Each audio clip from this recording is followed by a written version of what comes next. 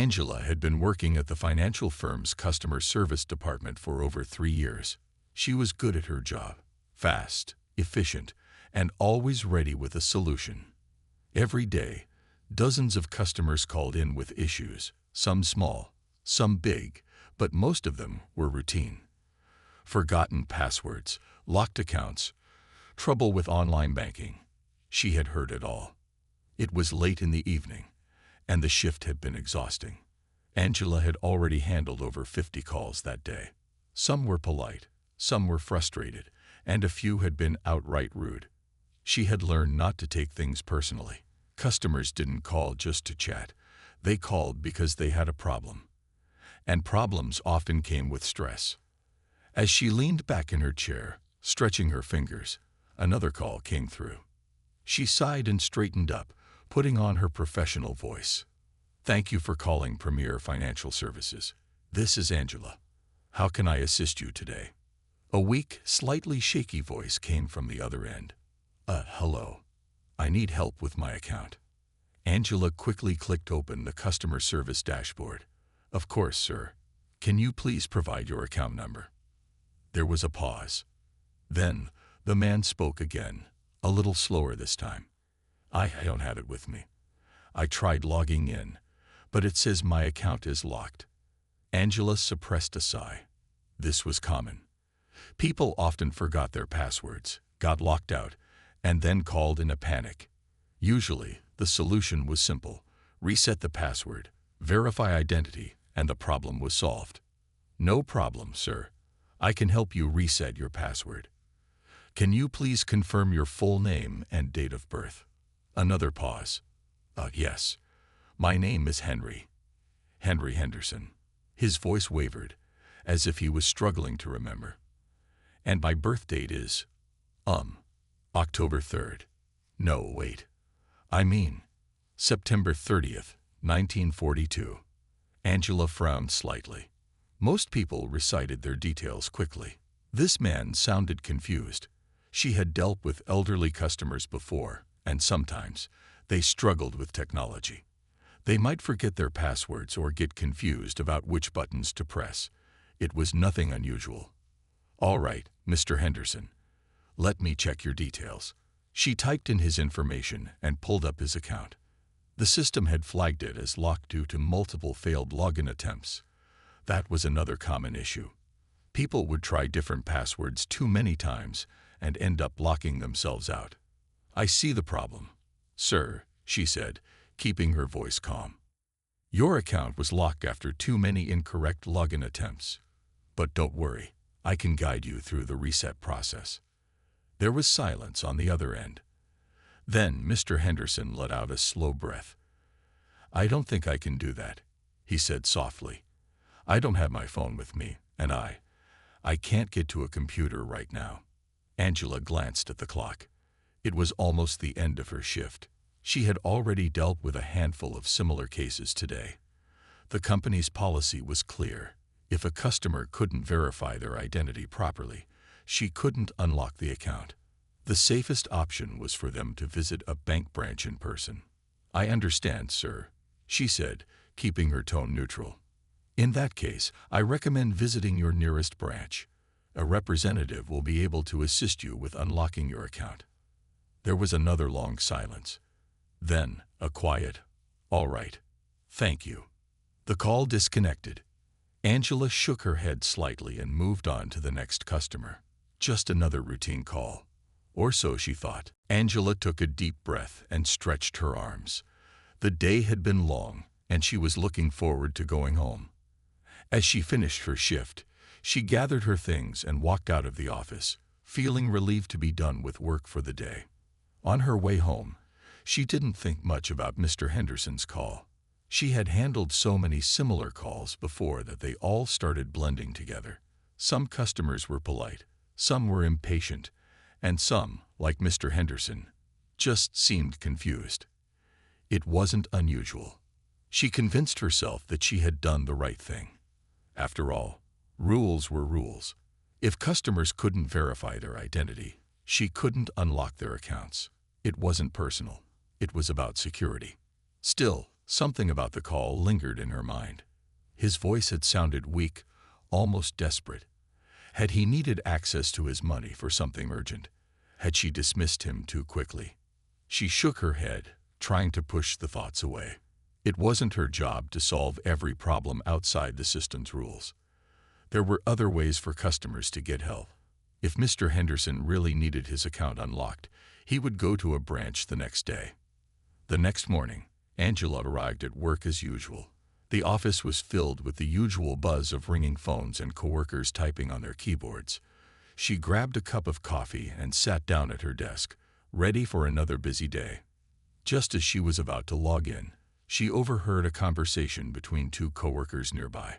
They were talking in low voices, and their expressions were serious. "Did you hear about that man outside the downtown branch yesterday?" one of them asked. Angela wasn't paying much attention until she heard the next part. "An older man collapsed right outside the bank," the other coworker said. "They think he had some kind of medical emergency." Angela's fingers froze over her keyboard. Something about that sentence made her stomach tighten. She turned to the two coworkers. "Who was he?" she asked, trying to sound casual. "They said his name was Henry Henderson." Angela felt her breath catch. She blinked, hoping she had misheard. "What happened to him?" she asked, her voice quieter now. "They took him to the hospital," one of them said. "I don't know his condition, but I heard he had been trying to get into his account before it happened." Angela's heart started beating faster. Mr. Henderson. The same man she had spoken to last night. The same man she had told to go to a branch for help. He had done exactly that. And something had gone terribly wrong. She swallowed hard, feeling a strange mix of guilt and panic. Had he needed the money for something important? Was he in an emergency? Was there something, anything, she could have done differently? She tried to remind herself that she had only followed the rules, but the thought didn't bring her any comfort. For the rest of the morning, she found it hard to focus on her work. The other calls she took felt distant, almost meaningless. All she could think about was the voice of the old man from last night, the way he had sounded uncertain, struggling to explain himself. Had he been alone? Had he been scared? Angela glanced at her computer screen, her hands resting on the keyboard, but she didn't type anything. For the first time in her career, she wondered if she had made a mistake that really mattered. Angela's hands felt cold as she stared at her computer screen. The usual noise of the office, the ringing phones, the clicking of keyboards, the chatter of coworkers, faded into the background. All she could hear was the voice of Mr. Henderson in her mind. "I don't think I can do that. I don't have my phone with me, and I can't get to a computer right now."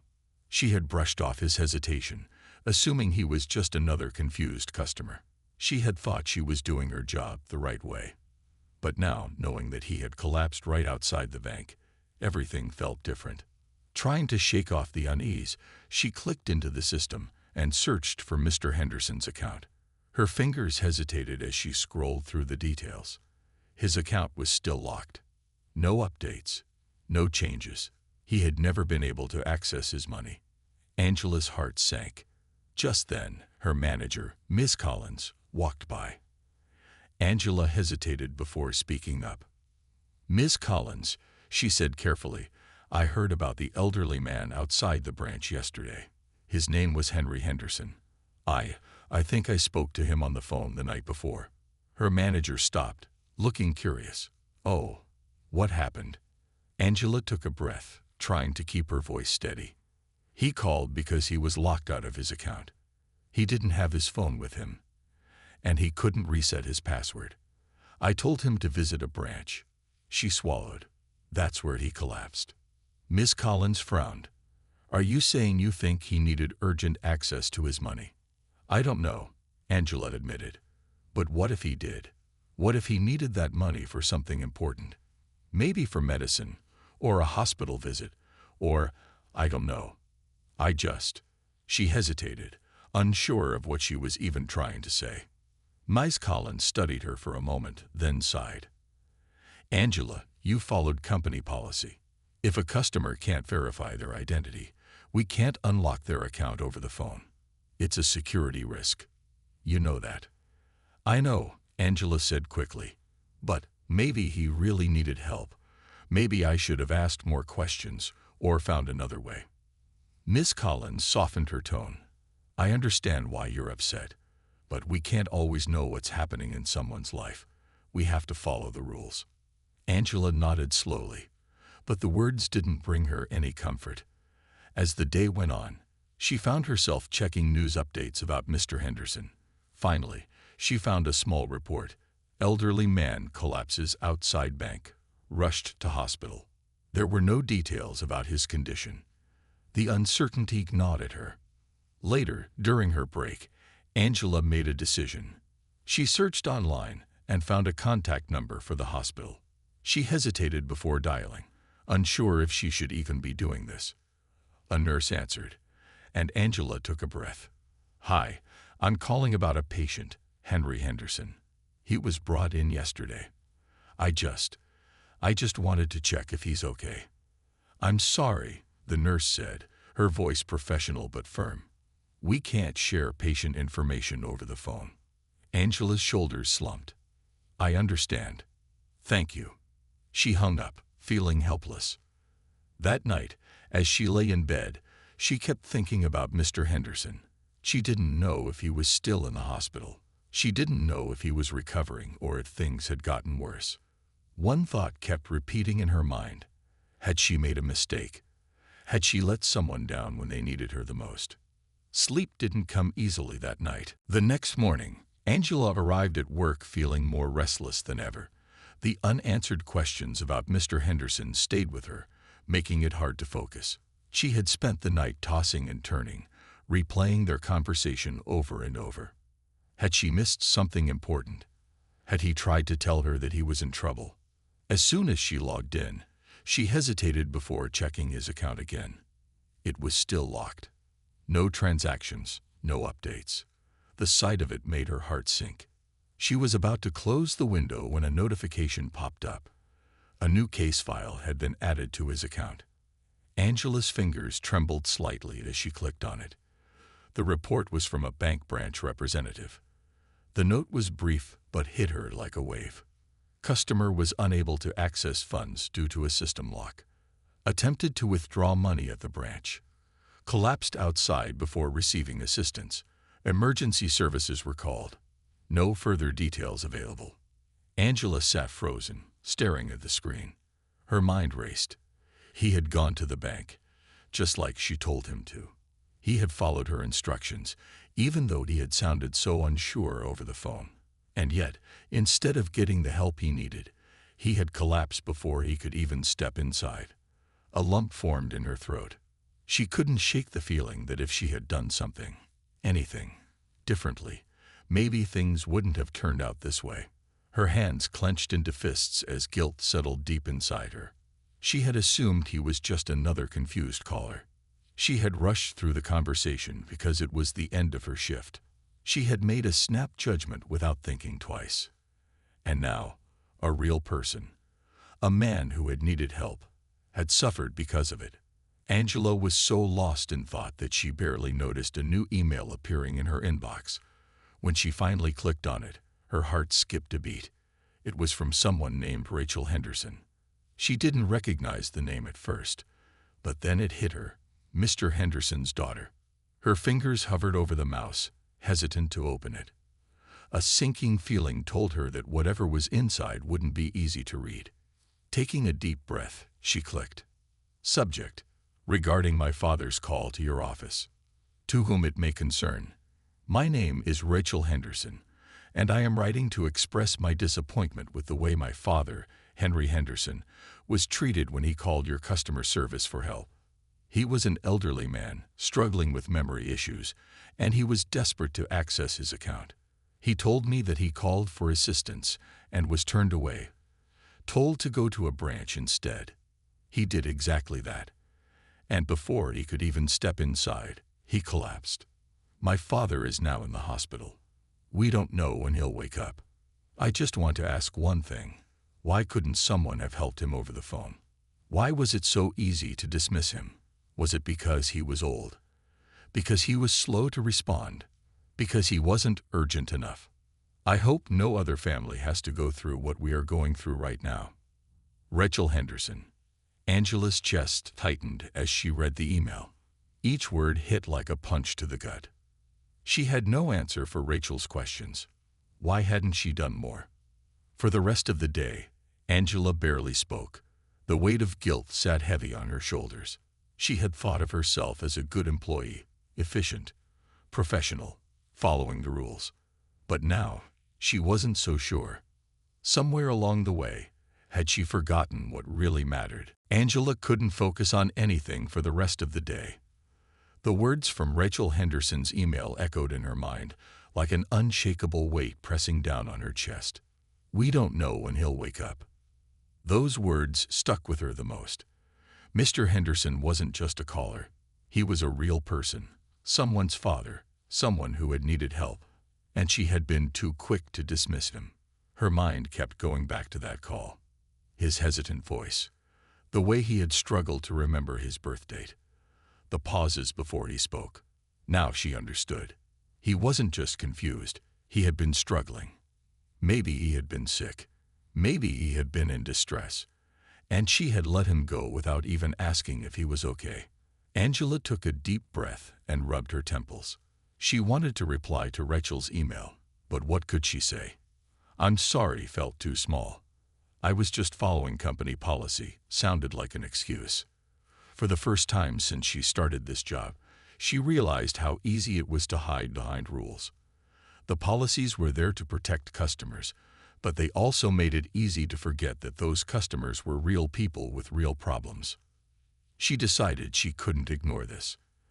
At lunch, she walked straight to her manager's office. Ms. Collins looked up from her desk, surprised. Angela, everything okay? Angela hesitated for only a second before speaking. I need to talk about Mr. Henderson. Ms. Collins put down her pen. Go on. Angela took a deep breath. I think we need to change the way we handle calls from elderly customers. When Mr. Henderson called, I followed the rules, but... She paused, gathering her thoughts. But I should have listened better. He was struggling, and I didn't see it. Now he's in the hospital, and his daughter emailed me. She's upset. And honestly, I don't blame her. Ms. Collins sighed. Angela, I understand this is hard for you, but you followed the correct procedures. We can't make exceptions for every customer. But maybe we should, Angela said quickly. At least for people like him.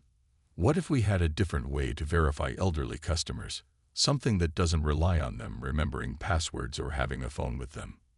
Ms. Collins was quiet for a moment, tapping her fingers on the desk. You're suggesting we change company policy based on one case. Angela nodded. Not just for him.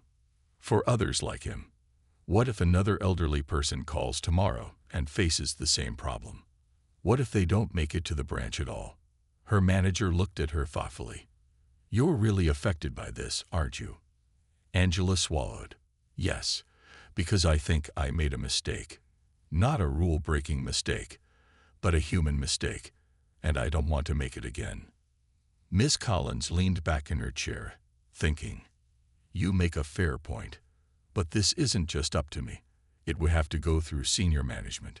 Then let's bring it to them, Angela said. We could create a special procedure for elderly customers. Maybe they can verify their identity in a different way. Maybe we can allow certain cases to be handled with extra care. Ms. Collins sighed but nodded. All right, I'll set up a meeting. No promises, but we'll discuss it. Angela felt a small weight lift off her chest. It wasn't a solution yet, but it was a start. That night, as she lay in bed, she still thought about Mr. Henderson. But this time, instead of just feeling guilty, she felt determined. Maybe she couldn't change what had happened to him, but she could try to make sure it didn't happen to someone else. Angela felt nervous as she sat in the conference room the next morning. The meeting Ms. Collins had arranged was about to begin. A few senior managers, including the head of customer service, had gathered to discuss her proposal. She had never spoken in a meeting like this before. Usually, she just followed the rules and did her job. But today was different. As the managers took their seats, Ms. Collins cleared her throat. "We're here to discuss a proposal from Angela," she said. "She believes we need a better way to handle calls from elderly customers." The head of customer service, Mr. Whitman, raised an eyebrow. "Angela, you're one of our top-performing agents. Why do you think this change is necessary?" Angela took a deep breath. "Because I made a mistake." The room fell silent. She continued, her voice steady. "Last week, I got a call from an elderly man named Henry Henderson. He was locked out of his account, and he couldn't verify his identity because he didn't have his phone with him. I followed the rules and told him to visit a branch. The next day, he collapsed outside the bank before he could get inside. Now he's in the hospital." A few managers exchanged glances. "I know I didn't break any rules," Angela said, "but I also know I could have done better. He was struggling, and I didn't recognize it. I was focused on following company policy instead of thinking about his situation, and I don't want this to happen to anyone else." Mr. Whitman folded his hands. "What exactly are you suggesting?" Angela straightened in her chair. "A special procedure for elderly customers. Many of them have trouble remembering passwords, using smartphones, or following automated steps. What if we had another way to verify their identity? Maybe through a trusted contact, security questions, or a special support team trained to assist them." One of the managers, Ms. Patel, nodded slowly. "That's an interesting idea. We do get a lot of complaints from elderly customers struggling with the system. But security is important," another manager said. "We have strict policies for a reason. If we change them, we could risk fraud." Angela expected this argument. "I understand, and I don't want to compromise security. But right now, the system is failing some of our most vulnerable customers. We can find a way to protect both security and people." There was a long pause. Finally, Mr. Whitman sighed. "All right, we'll review this. We need to discuss the risks and possible solutions before making a decision, but I appreciate your concern, Angela." Angela exhaled, realizing she had been holding her breath. It wasn't an immediate victory, but it was a step forward. After the meeting, Ms. Collins walked up to her. "You did well," she said. "Not everyone speaks up like that." Angela managed a small smile. "I just don't want to feel this way again. I don't want to ignore someone who really needs help." That evening, Angela checked her email again. There was still no reply from Rachel Henderson. She hesitated, then started typing. "Dear Rachel, I want to personally apologize for what happened to your father. I know that saying I was just following the rules is not enough.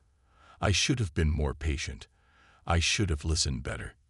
I wanted you to know that because of your father, I have spoken to my company about making changes to how we assist elderly customers. I don't know if it will happen yet, but I promise I'm trying. I hope your father recovers soon. Sincerely, Angela ***. She pressed send, hoping it was enough. She couldn't change the past, but maybe, just maybe, she could help change the future. Days passed, but Angela couldn't stop thinking about Mr. Henderson. She checked her email every morning, hoping for a reply from Rachel, but there was nothing. At work, things had changed. The meeting with the managers had sparked discussions among the leadership team. Some agreed that elderly customers needed better support, while others worried about security risks. It wasn't an immediate solution, but at least the conversation had started. One afternoon, as Angela was finishing a call, Ms. Collins approached her desk. "Angela, do you have a moment?" Angela nodded and followed her manager into the office. Ms. Collins closed the door and sighed. "I have an update on Mr. Henderson." Angela's heart pounded. "Is he okay?" Ms. Collins hesitated before answering. "He woke up yesterday." A wave of relief washed over Angela. "He did." "Yes. He's still in the hospital, but his condition is improving." Angela let out a breath she hadn't realized she was holding. For days, she had feared the worst. Knowing that he was awake lifted some of the heavy guilt pressing on her. "There's more," Ms. Collins said. "Rachel Henderson responded to your email." Angela's eyes widened. "She did." Ms. Collins handed her a printout. "She sent it to you, but she also copied our senior management team." Angela took the paper, her hands slightly shaking as she read. "Dear Angela, thank you for reaching out. I won't lie. When I first wrote my email, I was angry. I blamed you for what happened to my father. I thought you were just another employee who didn't care. But after reading your message, I realized that maybe I was wrong. You didn't have to push for change, but you did. You didn't have to email me, but you did. That means something. My father is awake now. He's still weak, but we're hopeful. When I told him about your email, he smiled and said, 'I knew she was a good one.' I still wish things had gone differently. I still wish he hadn't collapsed. But knowing that something good might come out of this helps. Thank you. Rachel ***. Angela felt a lump form in her throat as she finished reading. She blinked a few times, trying to process it all. He smiled, she whispered. Ms. Collins gave her a small nod. It seems he didn't blame you. Angela let out a breath. I thought she'd never reply. I thought she hated me. I think she was just scared, Miss Collins said. Fear makes people say things they don't always mean. But now, thanks to you, they see that someone cared. Angela read the email again, this time slower. The words felt heavy, but in a good way. She had spent so much time feeling guilty, but now she finally felt something else. Hope. Thank you for showing me this, she said, placing the paper on the desk. Ms. Collins smiled. You know, Angela, not many employees would take responsibility like you did. You turned a mistake into something meaningful. Angela nodded. I just don't want to forget what this felt like. I want to do better. Miss Collins studied her for a moment before saying, I think you already have. That night, Angela sat by her window, staring at the city lights. For the first time in days, she felt like she could breathe again. She still didn't know if the company would change its policies. She still didn't know if other elderly customers would get better help in the future. But she did know one thing. She wouldn't make the same mistake again. And that was a start. A week had passed since Angela received Rachel's email. Things at work had started to return to normal, but something inside her had changed. She no longer saw her job as just answering calls and following rules. Now she understood that behind every call was a real person with real struggles. One morning, as she was logging into her system, Ms. Collins approached her desk again. But this time, she was smiling. Good news, she said. Angela raised an eyebrow. What happened? The company is implementing a new policy for elderly customers, Ms. Collins said. Senior management reviewed your proposal, and after some discussion, they've decided to make changes. Angela sat up straight. Really? Ms. Collins nodded. Yes, they're creating a special support team that will handle cases like Mr. Henderson's. Elderly customers who struggle with verification will have an alternative process, something that doesn't rely only on passwords and phones. Angela felt a wave of relief and excitement. That's amazing. Ms. Collins handed her a document. And they want you to be part of the team that helps design the new system. They said your experience and insights would be valuable. Angela blinked in surprise. Me? Yes, you, Miss Collins said with a proud smile. You started this conversation. You saw a problem. And instead of ignoring it, you spoke up. Not everyone does that. Angela took the document, scanning the details. It wasn't just an idea anymore. It was actually happening. Because of her. Because of Mr. Henderson. Her heart swelled with emotion. She had started this journey feeling guilty. But now, she felt something else. Purpose. That evening, as she was leaving work, she checked her email one last time. There was a new message from Rachel. Dear Angela, I just wanted to thank you again. My father is getting better every day. He's still weak, but he's talking more, and yesterday, he even made a joke. I also wanted you to know that he remembers you.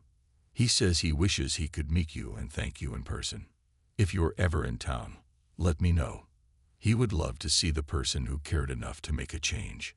Vest, Rachel ***. Angela smiled as she read the message.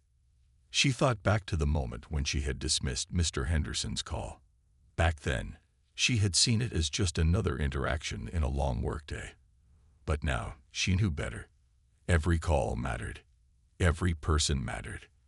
And sometimes, one decision, one moment of kindness, could change everything. With a deep breath, she typed her reply. Dear Rachel, I would love to meet your father someday. And please tell him, he changed my life too. ***. She hit send, feeling lighter than she had in weeks. As she walked out of the office, she looked up at the sky, letting the cool evening air wash over her. She knew there would be more difficult days ahead, more tough calls, and more decisions to make. But she also knew that she would never make the same mistake again. This time, she would listen. This time, she would care. And this time, she would make sure that no one ever felt unheard again.